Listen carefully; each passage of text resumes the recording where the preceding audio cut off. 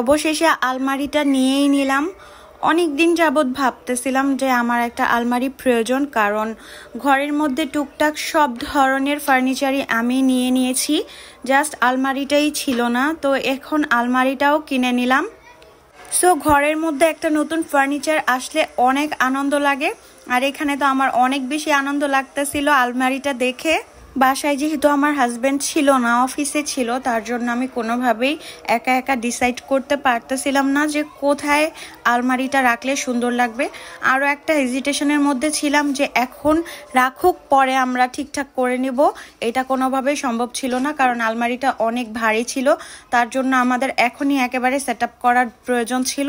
তো এখন আমি ওনাদেরকে একটা জায়গা চুজ করে ম্যানেজ করে দিলাম যে আপনারা এইখানে রাখেন। এখানে আমার মামুনিটাও অনেক বেশি খুশি হয়ে গিয়েছিল আলমারিটা দেখে। তো আপনারা অবশ্যই বলবেন আমি যে আলমারিটা রাখলাম এই জায়গাটা কি ঠিক হয়েছে কিনা, সুন্দর লাগতেছে কিনা এই জায়গায়। এখানে আগে আমার ফ্রিজ ছিল, তো ফ্রিজটা সরিয়ে এই জায়গায় আলমারিটা সেটিং করলাম। আমার ঘরের প্রত্যেকটা ফার্নিচারই সেগুন কাঠের, তার জন্য আমি আলমারিটা অন্য কোনো কাঠের বা অন্য কোনো কিছুর নিলাম না। আমার ঘরের প্রত্যেকটা ফার্নিচার আমার অনেক বেশি পছন্দের, আর আমি আমার ঘরের প্রত্যেকটা ফার্নিচার একটা একটা করে সময় নিয়ে নিয়েছি, কিন্তু প্রত্যেকটা ফার্নিচার ম্যাচিং করে সময় নিয়ে বানিয়ে এনেছি। এরপরে আমি আমার ফ্রিজটাকে এই জায়গায় সেট করে দিতে বলেছি। তো কিচ্ছু করার ছিল না, আর কোনো জায়গা ছিল না যেখানে আমি আমার ফ্রিজটাকে রাখবো। সো আপনারা কমেন্টস করে জানাবেন যে আমার প্রত্যেকটা ফার্নিচার গোছানোর স্টাইলটা কি ঠিক আছে কিনা। আমি আমার ঘরের প্রত্যেকটা ফার্নিচার অনেক বেশি শখ করে, অনেক বেশি চিন্তা ভাবনা করে কিনেছি। সো আমার আলমারিটা দেখতে কিরকম হয়েছে অবশ্যই কমেন্টসে জানাবেন। আর এই তো ফাইনাল লুক।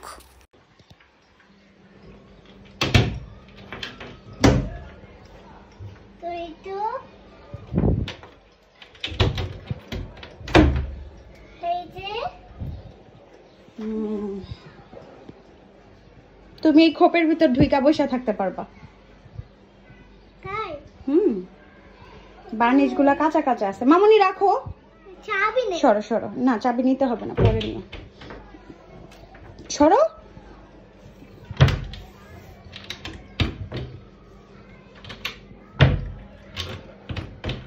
কি ব্যাপার, এটা ই দিয়ে লাগে।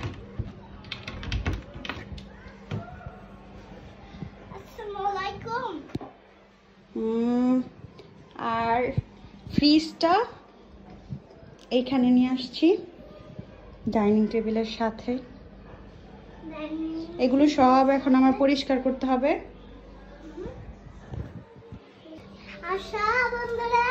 এদিকে আসো।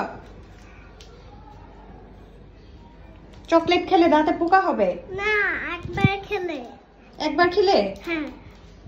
যাই চকলেট কিনা দেয় তার খবর আছে। চকলেট কিনা কিনা তোমার দাঁতের ক্ষতি করতেছে।